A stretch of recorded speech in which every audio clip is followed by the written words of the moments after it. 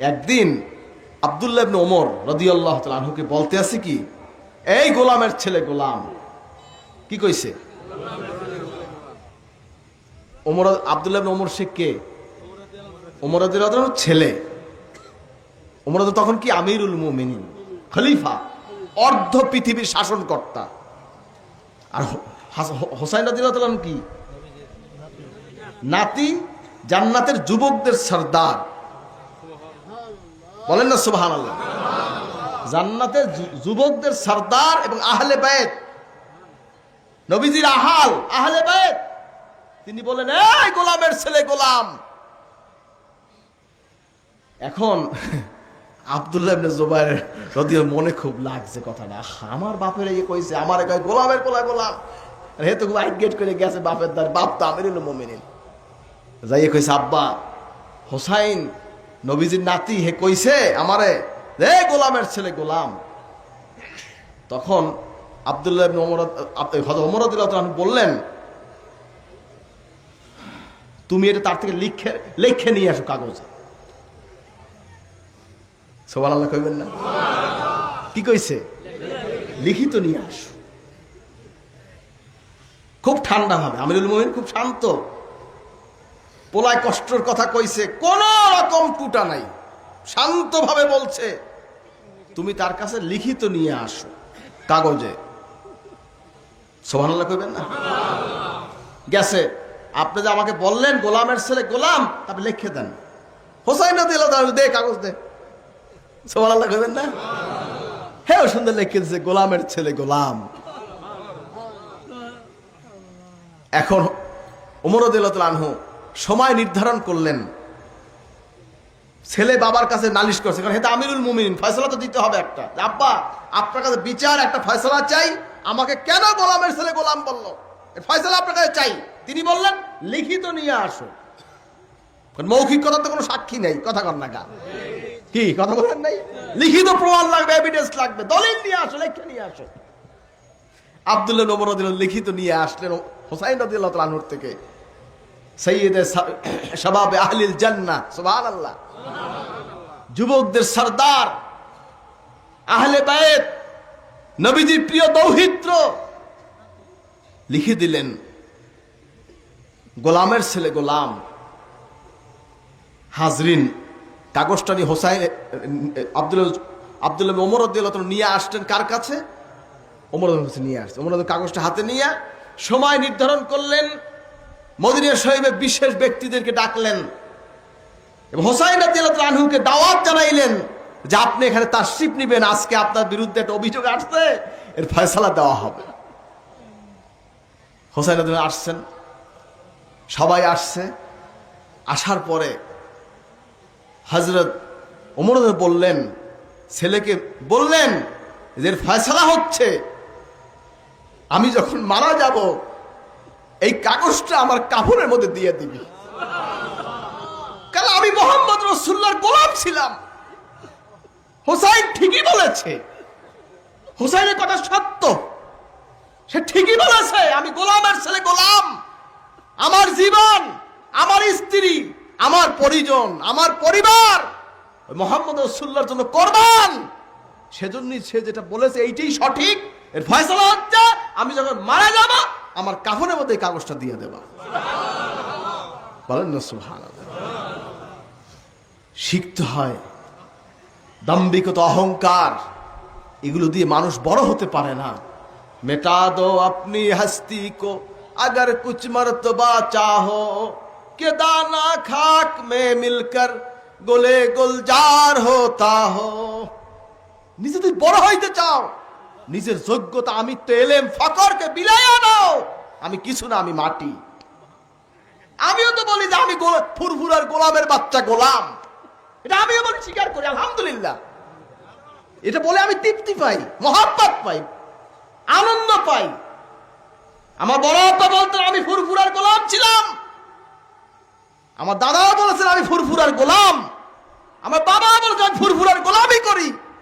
তা আমি হোসাইনও সেই ফুরফুরার মুজাদ্দিদ জামানের ফুরফুরার, তার ফুরফুরা হুজুর যত আওলাদ হাজরিন সকলের গোলাম এবং গোলামের বাচ্চা আমি গোলাম।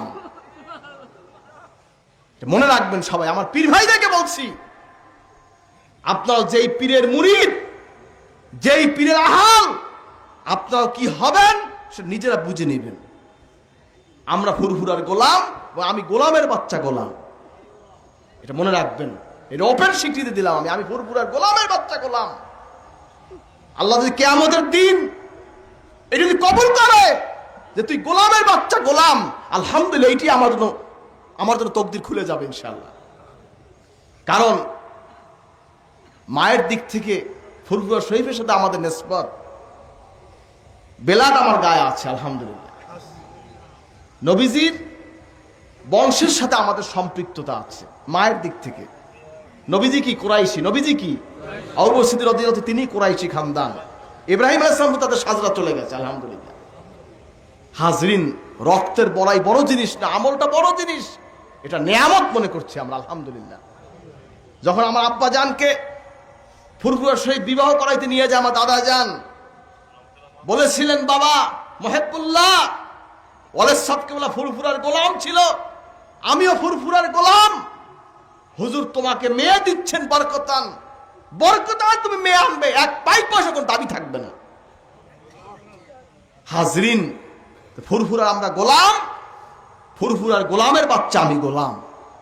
আল্লাহ পাক যে এই ফুরফুরার এই দরবারের এই মাসলাকের এই আদর্শের শরীয়তে মুহাম্মাদির এই গোলামি করে আল্লাহ পাক আমাকে দুনিয়াতে যাওয়ার তৌফিক দেন, আমিন। হাজরিন ভাইরা আমার, নিজের বাবাকে নিয়ে আমি ফখর করি না, দাদাকে নিয়ে ফখর করি না, বড় আব্বাকে নিয়ে ফখর করি না, তারা সকলেই ফুরফুরার মুরিদ ছিলেন, আমিও ফুরফুরার মুরিদ। মুজাদ্দেদ জামানের আদর্শে আকীদায় আমি তাদের মুরিদ হচ্ছি, এটা খেয়াল রাখবেন। কাজের ক্ষেত্রে গিয়ে দুই দেশ তো, ভারত আর বাংলাদেশ দুই দেশ না কি ভাই, দুই দেশ তো, এই সবসময় যাওয়া যোগাযোগ সম্ভব হয় না। কিন্তু মনে রাখবেন, সারসিনা শরীফ তার ব্যক্তিগত কোনো আদর্শ নাই, ব্যক্তিগত কোনো বিষয় নাই। ফুরফুরা সেই মুজাদ্দেদ জামান যেই মাসলাকে, যেই আকীদার আদর্শ রেখে গেছেন, আমরা সেই মোতাবেক আমরা চলতেছি আলহামদুলিল্লাহ। ফুরফুরার যত আওলাদ সকলের জুতা আমাদের মাথায় থাকবে, ফুরফুরার জুতা আমাদের মাথায়, ঠিক কিনা কন? কি আপনারা এর বাইরে কিছু করবেন না কি? আবার খেয়াল রাখবেন। এখন আপনি কিভাবে চলবেন সেটা আপনার বিষয় না, আবার আপনি সর্ষিয়ালায় বুজুর্গি দেখাইতে আইবেন, কথা কন না কি, কথা কন না কা, আপনি কইবেন নাকি যে আমি সর্ষিনার ওস্তাদ, কে সর্ষিনার ছাত্র হই, আপনি কইবেন নাকি আমি সর্ষিনার মুরব্বী, কথা কন না কা। এজন্য এগুলো নিয়ে আমি কথা বলতে চাই না। আমার পীর ভাই মুহিব্বিন যারা আছেন, আপনি এবং আপনার সন্তানদেরকে তালিম দিবেন কিভাবে আমাদের সাথে চলতে হবে, কিভাবে দরবারের সম্পর্ক রাখবে, এটা বুঝাবেন, নসিহত করে যাবেন, ওসিয়ত লিখে যাবেন। হাজরিন ভাইরা আমার, আমি যদি ফুরফুরার বিরুদ্ধে বলি, ফুরফুরা আওলাদের বিরুদ্ধে বলি, আমার কোনো যোগ্যতা অধিকার নাই ফুরফুরা পরিচয় দেওয়া। আজকের আমার দাদা হুজুর কেবলা রহমাতুল্লাহ ওসিয়ত নামা লিখেছেন, আমি যা কিছু নিয়ামত পেয়েছি হযরত ফুরফুরা শরীফের হযরত পীর সাহেব কেবলা রহমাতুল্লাহ আলাইহি, হযরত ওয়ালিদ সাহেব কেবলা রহমাতুল্লাহ আলাইহি এবং আমার মায়ের দোয়া পেয়েছি।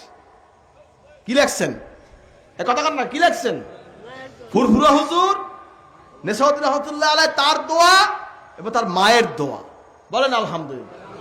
আমার আব্বা যারা ওসিয়ত নামা লিখেছেন, আমি জীবনে যত নিয়ামত পেয়েছি ফুরফুরা শরীফের দাদা হুজুর কেবলা, ফুরফুরা শরীফের হুজুরদের দোয়া, আমার দাদা হুজুর কেবলা, ওয়ালিদ সাহেব কেবলা, আমার মায়ের দোয়া আমি পাইছি। এ আমার আব্বা যারা লিখেছেন ওসিয়ত নামায়। তা আপনারা দোয়া নেওয়ার চেষ্টা করবেন, আল্লাহ পাক আমাদের সকলকে তৌফিক দেবেন, আমিন। কারণ সবসময় মনে রাখবেন, মুরব্বীর সামনে কোনো বুজুর্গি নাই। তয়াম্মুম লাগে কখন? এক কথা কান না, তয়াম্মুম কখন লাগে? অজুর পানি যখন পাওয়া না যায় তখন লাগে কি? তয়াম্মুম। যখন আপনার অজুর পানি আসে যায় তয়াম্মুম করলে নামাজ হবে?